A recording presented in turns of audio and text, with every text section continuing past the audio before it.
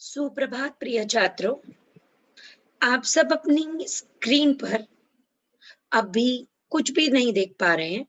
आप सभी छात्रों को विषय तक ले जाने से पहले मैं आप सभी से एक प्रश्न पूछना चाहती हूँ कि लिंग, वचन और पुरुष होते क्या हैं? लिंग के दो भेद हैं, जिससे हमें पता चलता है कि वो स्त्रीलिंग है या फिर पुल्लिंग है। स्त्री जाति के बारे में बोध हो रहा है या फिर पुरुष जाति के बारे में। पुरुष से तात्पर्य है उत्तम पुरुष, मध्यम पुरुष और अन्य पुरुष। जब मैं अपने बारे में बात कर रही हूँ तो मैं अपने आप को उत्तम अवस्था में रखती हूँ।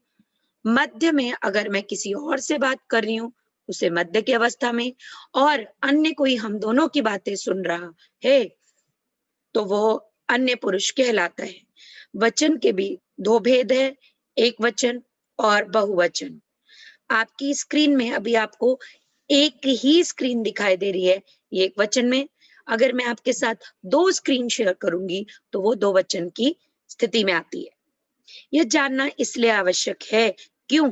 क्योंकि वाक्य में सबसे महत्वपूर्ण चीज है कर्ता और क्रिया का होना। अगर कर्ता और क्रिया दोनों में से कोई एक वाक्य में नहीं है तो वो वाक्य पूर्ण नहीं कहलाता है। तो वाक्य में जब कर्ता है या तो वो सर्वनाम के रूप में होगा या तो वो संज्ञा के रूप में। जब संज्ञा, सर्वनाम, क्रिया या विशेषण शब्दों का वाक्य में प्रयोग किया जाता है तो लिंग, पुरुष और वचन के अनुसार क्रिया भी परिवर्तित होती है और अन्य स्थितियां भी परिवर्तित हो जाती हैं। तब तो संज्ञा, सर्वनाम, क्रिया और विशेषण विकारी शब्द कहलाते हैं। वही अन्य हमें रूप में भी उनका परिवर्तन मिलता है। जैसे लड़के ने खाना खाया, लड़की ने खाना खाया। ठीक है, लड़की खाना खाती है, लड़का खाना खाता है। एक रूप होना। और अगर आपको लगे कि ऐसे शब्द है जिनसे रूप में कोई भी परिवर्तन नहीं आ रहा, वो एक रूप में है और अपने सिद्धांतों में चल रहे हैं, तो वह विषय क्या कहलाता है? आपका व्यय। व्यय, व्यय का मतलब होता है खर्च होना, और अ क्या है? आपका नकारात्मक है, मतलब अपने सिद्धांतों को जो खर्च ना करे वो अव्यय कहलाता है। व्यय का सबसे पहला भेद है क्रिया विशेषण। हम अभी परिभाषा में नहीं जाएंगे, सबसे पहले हम महत्वपूर्ण बिंदुओं को समझेंगे। आपके सामने मैं आपको एक उदाहरण देती हूँ। मेरे साथ कोई एक दुर्घटना घटित हुई। मैंने अपने मित्र को फोन लगाया और यह बताया मेरे साथ कल एक हादसा हो गया। मेरे मित्र का सबसे पहला प्रश्न था कि यह हादसा किस स्थान में हुआ, कहाँ हुआ? मैंने बताया कि मेरे घर के पास ही सड़क पर हुआ। कैसे हुआ? अगला प्रश्न था। मैंने बोला कि तेज गाड़ी आ रही थी, जिसकी वजह से क्या हो गया, मेरे साथ दुर्घटना घटित हो गई। तरीका क्या था? अब कितनी चोट लगी तुम्हें, ज्यादा या कम?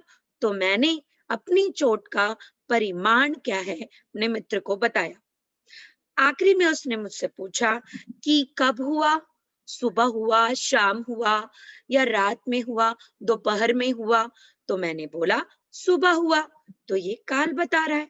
तो क्रिया के चार, क्रिया अर्थात क्रिया विशेषण के जो क्रिया की भी विशेषता बता रहे हैं, उनके चार भेद है।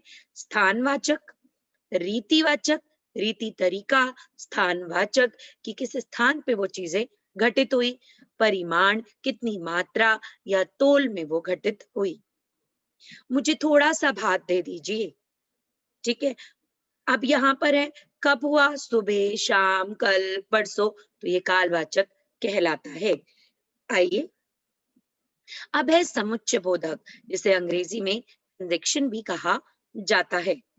कंजक्शन कहते हैं, कन जमा जेक्शन। जेक्शन, गाड़ी, आपने रेल की पटरी देखी होगी, वहां पर जेक्शन है। जेक्शन क्या करता है, एक उधर से आ रहा होता है पटरी, एक दूसरी तरफ से पटरी होती है और दोनों का क्या हो जाता है, मिलाप हो जाता है, सेक्शन हो जाता है। तो समानाधिकरण शब्द भी इसे कहा जाता है, समानता दर्शाने वाला शब्द, एक रूपता दर्शाने वाले शब्द। उदाहरण स्वरूप संयोजक सुसंयोजन का कार्य करे, और वह वाले विकल्प आपको विकल्प दे, ऑप्शन दे, या अथवा विरोध करे आपकी बातों का, लेकिन ऐसा तो मुझे नहीं लगता, परंतु मैंने तो ये कार्य किया था, किंतु तुमने ये कार्य क्यों नहीं किया। परिमाण परिमाण रिजल्ट क्या लिखे, इसलिए जैसी करनी वैसी भरनी। आप अगर ऐसा करोगे तो आपके साथ ये होगा, गलत परिणाम का गलत ही नतीजा होता है।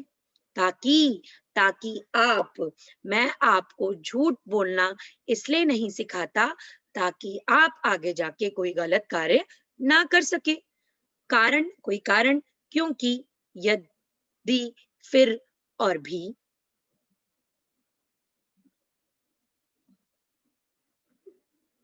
आगे बढ़ते हैं।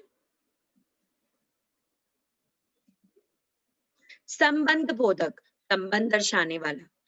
अपने कारक में भी संबंध के बारे में पढ़ा था।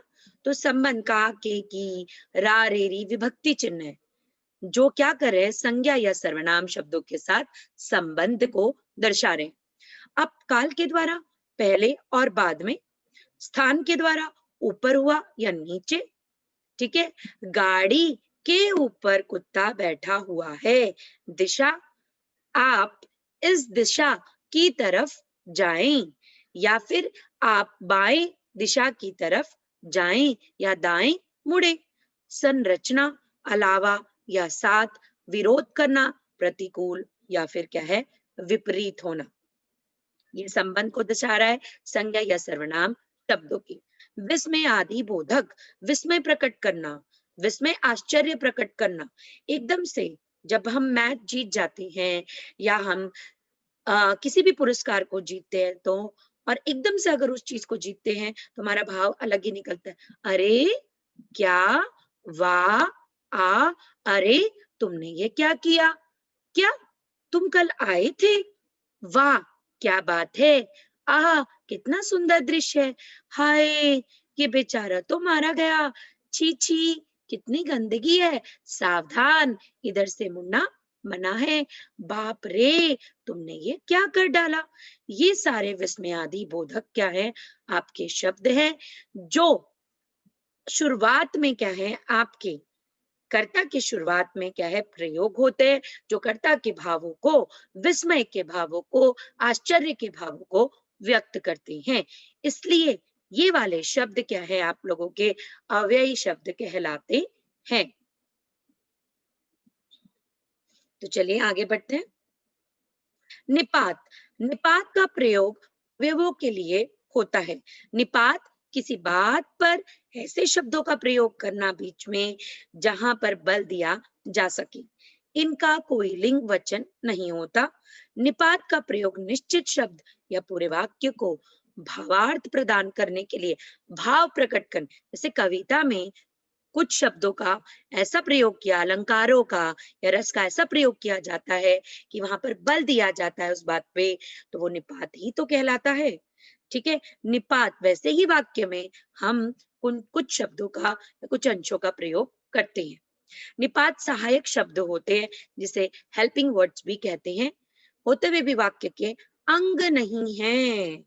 इस बात का ध्यान रखिएगा, वाक्य के अंग नहीं है, अपनी बात को बल देने के लिए इन शब्दों का इस्तेमाल किया जाता है। निपात का कार्य शब्द समूह को बल प्रदान करना होता है।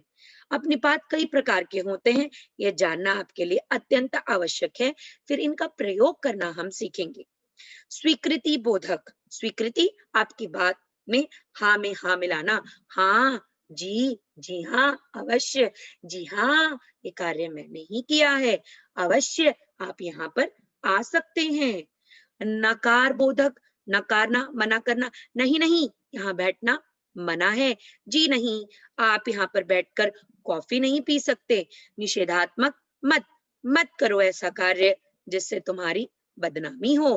प्रश्न बोधक, प्रश्न पूछना, क्या क्या आपने ही ये कार्य किया है, कैसे, ठीक है। विस्मयादि बोधक, काश मैं तुम्हारे साथ चल पाता, काश मैं लंदन जा पाता, हाय ये क्या मुसीबत आ गई।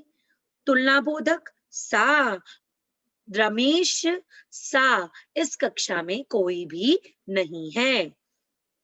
अवधारणा बोधक, अवधारणा बनाना, ठीक है। ठीक, करीब, लगभग, मुझे लगता है लगभग इसी कार्य को हमें इस तरीके से करना चाहिए। लगभग ये कार्य क्या है, पूरा हो चुका है। अभी पूरा पूरा तो नहीं हुआ, लगभग जितना तुम्हें कार्य चाहिए था उतना कार्य हो चुका है। अवधारणा बढ़ जाती है, ठीक है। आदर बोधक, जी आप यहाँ पर बैठ सकते हैं, तो ये निपात है। ऐसे शब्द जिन शब्दों पर बल देकर अपने वाक्य को पूरा किया जा सके, ये वाक्य के अंग नहीं होते, पर बल देने के लिए शब्दों का प्रयोग किया जाता है। तो क्रिया विशेषण के 4 भेद है। हम दोबारा से दोहराएंगे। क्रिया विशेषण के 4 भेद कौन-कौन से हैं छात्रों?